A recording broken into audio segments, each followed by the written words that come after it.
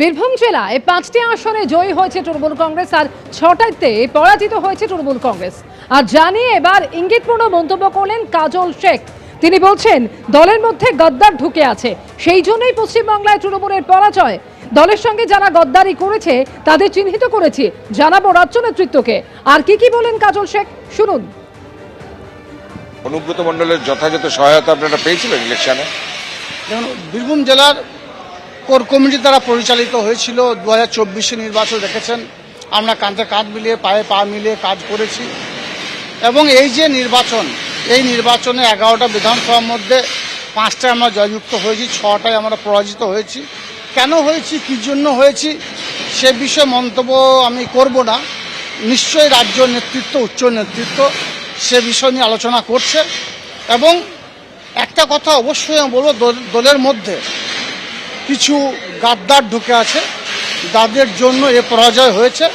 দল সেগুলোকে বিচার বিবেচনা বিশ্লেষণ করছে, আগামী দিনে হয়তো সেগুলো শুধরে নেবে। গদ্দার ঢুকে আছে বলছেন, মানে তারা কি বিজেপির সঙ্গে হাত মিলিয়ে কাজ করছে বলছেন? আমি এখন সে কথা বলবো না, কিন্তু দলের মধ্যে অবশ্যই কিছু গাদ্দার আছে। তার কারণ বাংলার এই যে পরাজয়, এই পরাজয়ের কারণ তারা। জেলার এই গদ্দারদের চিহ্নিত করতে পেরেছেন? যারা দলের সঙ্গে গাদ্দারি করেছে কিছু কিছু নাম অবশ্যই আমি চিহ্নিত করেছি, এবং সেগুলো রাজ্য নেতৃত্বকে আমি জানাবো, অবশ্যই জানাবো। আপনার দলের জেলার শীর্ষ নেতারাও তার মধ্যে আছে? অবশ্যই জড়িত আছে, শীর্ষ নেতৃত্ব অবশ্যই জড়িত আছে। অনুব্রত মণ্ডলও? আমি কারো নাম নিচ্ছি না, কারো নাম নেওয়া সমীচীন হবে না, কিন্তু দলের শীর্ষ নেতৃত্ব বীরভূম জেলায় এই যে হার, সে হারের পেছনে তারাও জড়িত আছে, আমি জোর গলায় বলছি। বিধানসভায় শপথ নিয়ে ইঙ্গিতপূর্ণ পোস্ট বেলেঘাটার বিধায়ক কুণাল ঘোষের। তাপস রায়কে তৃণমূলে রাখতে চেষ্টা করেছিলাম, পারিনি, দুর্ভাগ্য। পরে রাজনৈতিক বিরোধিতা থাকলেও ব্যক্তিগতভাবে তাপস রায়কে ভালো বলায় আমাকে দল সাসপেন্ড করে। ঘটনাচক্রে আমি আজ তৃণমূলের বিধায়ক ও শপথ বাক্য পাঠ করছি। বিজেপির হয়ে জেতা তাপস রায়ের হাতে ভাগ্যচক্র। সজল পুরপিতাও বটে। উত্তর ও মধ্য কলকাতার তাপস রায় ও সজল ঘোষদের বাধ্য করা হয়েছিল দল ছাড়তে। দুজনকেই রাখার চেষ্টা করে ব্যর্থ হয়েছিলাম। আজ তারা বিধায়ক, যাদের জন্য তাপস রায়, সজল ঘোষ ও আরো অনেকে দল ছেড়েছে, দলের ক্ষতি করেছে, তারপরেও কাঁদুনি পলিটিক্স করে স্বজন পোষণ করছে, সেটা খুবই আপত্তির এবং উদ্বেগের। পোস্ট কুণাল ঘোষের। তৃণমূলকে চাঙ্গা করতে আত্মবিশ্লেষণ জরুরি, ইঙ্গিতপূর্ণ পোস্ট করলেন কুণাল ঘোষ।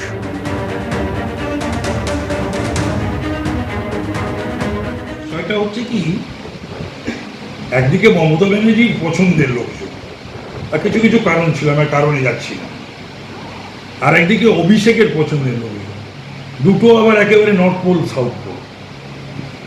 তো এই অরাজনৈতিক লোকেদের, ধান্দাবাজ লোকেদের, স্বার্থপর লোকেদের আর এই বৈভব আর এই অর্থ রোজগারের বন্দোবস্ত করা, অর্থ তোলা, এবং সেখান থেকে কাটমানি শব্দটা ব্যবহার করেছিলেন মমতা ব্যানার্জি, কিন্তু কাটমানি শুধুমাত্র ওই নিচের স্তরেই ছিল না, কাটমানি তো উপরের স্তরেও ছিল। মমতা ব্যানার্জি নাকি পালস খুব ভালো বাজে, পিপুলস পালস। আর দেওয়ালের লিখন, দেওয়ালের লিখন কে করিবে খণ্ডন, উনি বুঝতে পারেননি, পালসও উনি খুব ভালো বুঝেছিলেন। আর তারপরে কার্বাইডে পাকা, এই ইঁচড়ে পাকা দল বাংলা, তার সর্বভারতীয় সাধারণ সম্পাদক। একদম খুব সহজ ভাষায় বললে আনগাইডেড মিসাইল, কখন কোথায় গিয়ে কার কপালে আছড়ে পড়ে কেউ বলতে পারে না। উনি যেটা বলেছেন সেটা ঠিক, আর উনিও আমার সঙ্গে এমন কিছু করেছেন সেটা সম্পূর্ণভাবে অনৈতিক। তার ব্যাখ্যা তার তো উনিও করতে পারবেন না। আমাকে আটকানোর চেষ্টা একমাত্র উনিই করেছিলেন। হ্যাঁ, আর আমি আজকে ভীষণ ভীষণ ভীষণ খুশি যে আমি সেদিন ওর কথাটা শুনিনি, তাহলে আজকে আমার চোর শুনতে হতো। আজকে আমি শপথ নিচ্ছি বিধানসভায়, সেটা নিতে পারতাম না, আমায় চোর চোর শুনতে হতো। যেখানেই যেতাম, হাটে বাজারে যেখানে যেতাম, পাবলিক আমায় চোর বলতো, অন্তত সেটা শুনতে হচ্ছে না। ও ছোট লোক, খুব সহজ ভাষায় বললে, এক কথায় বললে, কোনো রাজনৈতিক কথা হয়তো হলো না, কিন্তু ওনারা সঠিক। দাদা বৌদি বিরিয়ানি অব্দিই ভালো, এর বাইরে ভালো না। হ্যাঁ, একদম পরিষ্কার করে ক্যাটাগরিক্যালি আমি বলেছি কোন সাইজের লোক, সেটা আমি বলেই দিয়েছি। বারবার উচ্চারণ করতে চাই না শব্দটা, কিন্তু people are not good man, অত্যন্ত নিম্ন মানসিকতা। তবে ভালো, এইসব লোকের সান্নিধ্য পেয়েছিলাম বলে তো দলটা ছাড়তে পেরেছিলাম। এবিপি আনন্দ, এগিয়ে থাকে, এগিয়ে রাখে।